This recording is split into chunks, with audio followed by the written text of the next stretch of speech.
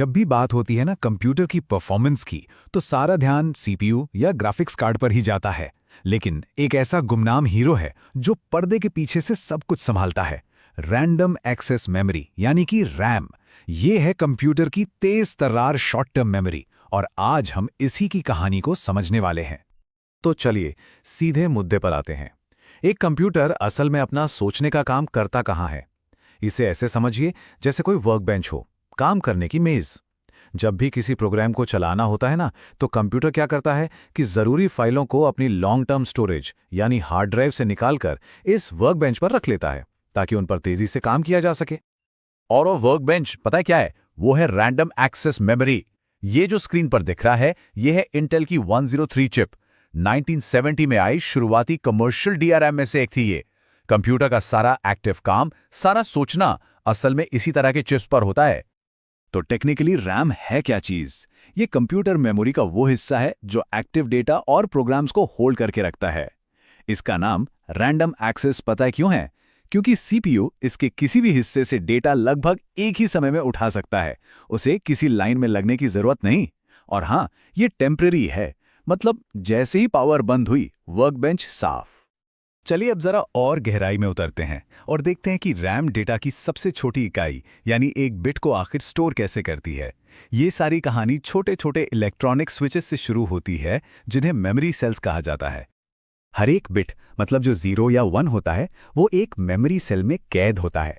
और इन सेल्स को बनाने के दो मुख्य तरीके हैं, दो मेन डिजाइन्स, और यही डिजाइन तय करते हैं कि हम किस तरह की रैम की बात कर रहे हैं। अच्छा, अब ये स्लाइड देखने में थोड़ी टेक्निकल लग सकती है, पर घबराने की बात नहीं है। यहाँ जो बात समझने वाली है वो बहुत सीधी है। बाईं तरफ है एसआरएम सेल, जिसमें 6 ट्रांजिस्टर्स हैं, और दाईं तरफ है डीरैम सेल, जिसमें सिर्फ एक ट्रांजिस्टर और एक कैपेसिटर है। बस इतना ही याद रखना है, एक कॉम्प्लेक्स है और दूसरा सिंपल। और डिजाइन का यही फर्क सच पूछिए तो सब कुछ बदल देता है। एसरैम अपने कॉम्प्लेक्स स्ट्रक्चर की वजह से बिजली की तरह तेज होती है, लेकिन उतनी ही महंगी भी। इसीलिए इसे बहुत कम मात्रा में सीपीयू के अंदर कैश मेमोरी की तरह इस्तेमाल करते हैं। वहीं दूसरी तरफ डीरैम अपने सिंपल डिजाइन की वजह से सस्ती है, और एक छोटी सी जगह में बहुत सारी डीरैम को पैक किया जा सकता है, और इसीलिए ये हमारे कंप्यूटर की मेन मेमोरी बनती है। ड्रैम के नाम में ये जो डायनामिक शब्द है ना, इसका एक बड़ा मजेदार कारण है। इसे समझिए एक ऐसी बाल्टी की तरह जिसमें एक बहुत छोटा सा छेद हो। इसका जो कैपेसिटर है वो धीरे धीरे अपना चार्ज खोता रहता है। तो डेटा को याद रखने के लिए इसे लगातार हजारों बार प्रति सेकंड रिफ्रेश करना पड़ता है। इसी डायनामिक यानी लगातार चलने वाली प्रोसेस की वजह से ही इसे डायनामिक रैम कहते हैं। तो अब जब हम ये बेसिक समझ चुके हैं, तो चलिए देखते हैं कि सबसे आम रैम यानी डीरैम समय के साथ आखिर तेज कैसे हुई। इसका सफर भी काफी दिलचस्प रहा है। 1970 के उस चिप के बाद असली गेम चेंजर आया 1998 में डीडीआर यानी डबल डेटा रेट टेक्नोलॉजी के साथ। इसने एक ही क्लॉक साइकिल में 2 गुना डेटा भेजना मुमकिन कर दिया। और आज DDR4 और DDR5 जैसी जनरेशन्स सिर्फ स्पीड ही नहीं बढ़ा रही, बल्कि ज्यादा चौड़ा डेटा हाईवे यानी बेहतर बैंडविड्थ और स्मार्ट पावर मैनेजमेंट देकर ज्यादा एफिशिएंट भी बन रही हैं। अब आते हैं उस सवाल पर जो शायद हम सबके मन में होता है, क्या रैम की स्पीड से सच में कोई फर्क पड़ता है? क्या तेज रैम पर ज्यादा पैसा लगाना समझदारी की बात है? तो इसका जवाब थोड़ा पेचीदा है, हाँ भी और नहीं भी। जी हाँ, रैम की स्पीड मायने रखती है, लेकिन इसका असर रोजमर्रा के कामों में जैसे वेब ब्राउजिंग या ऑफिस वर्क में शायद ही पता चले। असली फर्क तब दिखता है जब सिस्टम पर भारी भरकम काम का बोझ पड़ता है। तो फिर तेज रैम का सबसे ज्यादा फायदा किसे मिलता है? सोचिए उन लोगों के बारे में जो वीडियो एडिट करते हैं, 4K वीडियो रेंडर करते हैं, 3D आर्टिस्ट, बड़े सॉफ्टवेयर प्रोजेक्ट्स कंपाइल करने वाले प्रोग्रामर्स, और हाँ, वो हाई एंड पीसी गेमर्स जो एक एक फ्रेम रेट की परवाह करते हैं। इन कामों में डेटा का बहाव बहुत तेज होना चाहिए, और बस यहीं पर तेज रैम अपना कमाल दिखाती है। चलिए गेमिंग पर थोड़ा और फोकस करते हैं। गेमिंग में परफॉर्मेंस का फायदा असल में दिखता कैसा है? क्या इससे बस नंबर्स बढ़ते हैं या खेलने के अनुभव में भी कोई सुधार आता है?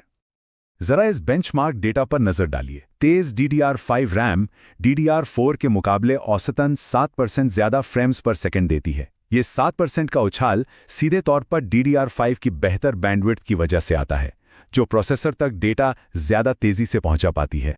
लेकिन, और ये बहुत ज़रूरी बात है, असली जादू एवरेज एफपीएस में नहीं है, बल्कि गेम की स्टेबिलिटी में है। 1% लॉस का मतलब होता है गेम के दौरान आने वाले सबसे धीमे पल। यहाँ DDR5 10% की बढ़त देता है, जिसका मतलब है कम अटकना और एक एकदम मक्खन जैसा स्मूथ गेम प्ले, और ये फर्क खेलते समय ज्यादा महसूस होता है।